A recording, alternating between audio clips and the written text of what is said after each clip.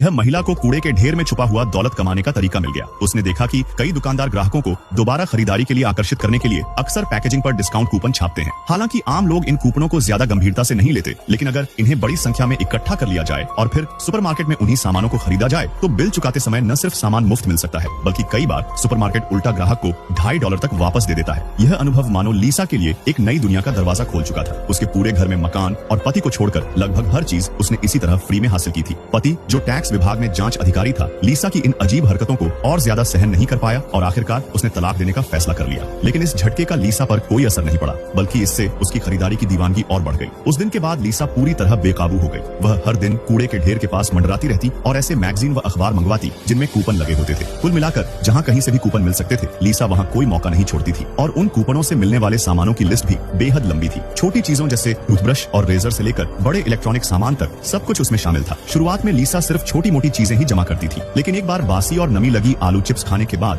उसकी किस्मत पलटने वाली कहानी सच में शुरू हुई। उस घटना के तुरंत बाद लीसा ने इंटरनेट पर कंपनी को एक शिकायत भरा पत्र लिख डाला। उस चिट्ठी में उसने उन चिप्स की इतनी बुराई की मानो उनकी कोई कीमत ही न हो। शुरुआत में यह सब उसने बस मजाक में किया था, लेकिन कुछ दिनों बाद उसके पास कंपनी की तरफ से माफीनामा और एक फ्री कूपन आ पहुंचा। उस कूपन की मदद से वह सुपरमार्केट में जाकर मुफ्त में चिप्स का एक पैकेट ले सकती थी। जब लीसा बिलिंग काउंटर पर पहुंची तो वह थोड़ा रौब झाड़ना चाहती थी, लेकिन हैरानी की बात यह थी कि कैशियर को इसमें कुछ भी अजीब नहीं लगा। कैशियर के मुताबिक जब भी किसी कंपनी को शिकायत मिलती है तो वे अक्सर कम नुकसान वाले तरीके के रूप में ग्राहकों को कूपन भेजकर मामला शांत करने की कोशिश करते हैं। लेकिन कैशियर की यूं ही कही गई कुछ बातों ने लीसा को फिर से एक नया बिजनेस आइडिया सुझा दिया। घर लौटते ही उसने दिन रात अलग अलग कंपनियों को शिकायत भरे पत्र लिखने शुरू कर दिए। जिस खाने का स्वाद अच्छा होता उसमें वह पैकेजिंग की कमी निकाल देती और जिसकी पैकेजिंग शानदार होती उसके स्वाद को खराब बता देती। कुल मिलाकर वह हर चीज में कोई न कोई कमी निकालकर शिकायत करती रहती थी और पहले की तरह सिर्फ 3 दिनों के अंदर लीसा के पास अलग अलग कंपनियों की माफीनामा चिट्ठियां और ढेर सारे फ्री कूपन आने लगे। जब उसने अपनी मेहनत का यह खजाना अपनी सबसे अच्छी दोस्त को दिखाया तो वह हैरानी से वहीं की वहीं जम गई, क्योंकि ये सारे कूपन सीधे मुफ्त सामान दिलाते थे,